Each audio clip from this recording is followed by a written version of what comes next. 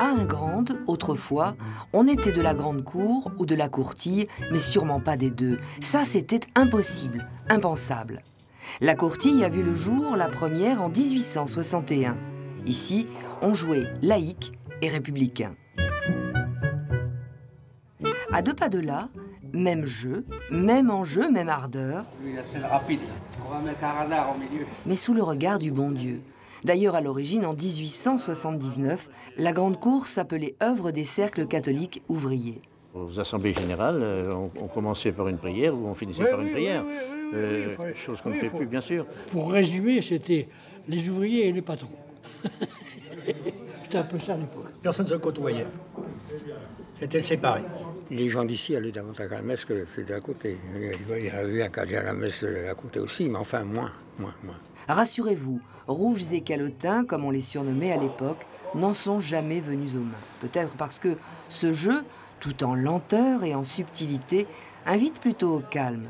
En revanche, qu'il s'agisse de la grande cour ou de la courtille, on ne badinait pas autrefois avec le règlement.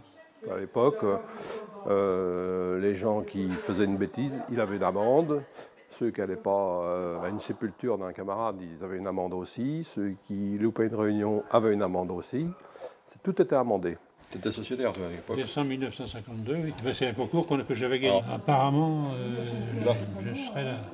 Il y a encore 50 ans, le port de la cravate était fortement recommandé, qu'on aille à la messe ou non. Et si ces messieurs, à l'époque, étaient bien d'accord sur un point, qu'ils aient pu être d'un bord ou de l'autre, c'était au sujet des femmes. Là, c'était carrément l'union sacrée. Mère, sœur, épouse ou fiancée étaient strictement interdites dans les deux sociétés. Alors là, si elle mettait les pieds dans le jeu, je crois que, si j'ai bien compris, que le mari avait une punition. Soit il était peut-être bien 8 jours sans remettre les pieds à la société, ou une amende, je ne sais pas, je ne sais plus très bien. À la courtille, c'est en 1983 que le jeu s'est ouvert aux dames. Ah oui, il y a des boules. Hop là. C'est dommage, parce que c'était ça. Je sais pas, je vais lancer ma boule. Peut-être aussi qu'ils avaient besoin pour peut-être faire leur ménage aussi. Il y a peut-être ça aussi. Parce que bon, les hommes, hein, c'était... je sais pas, mais je trouve qu'avec les femmes, c'est plus convivial. À la grande cour, il a fallu attendre 2003. Ce qui fait dire à certains...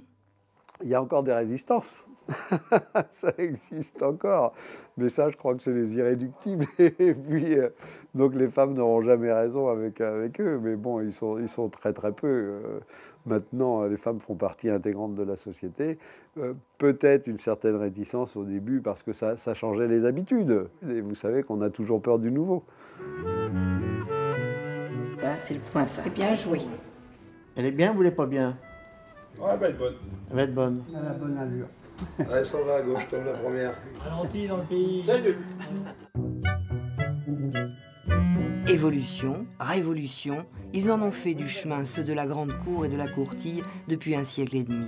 D'ailleurs, aujourd'hui, la plupart d'entre eux sont inscrits dans les deux clubs, les deux sociétés.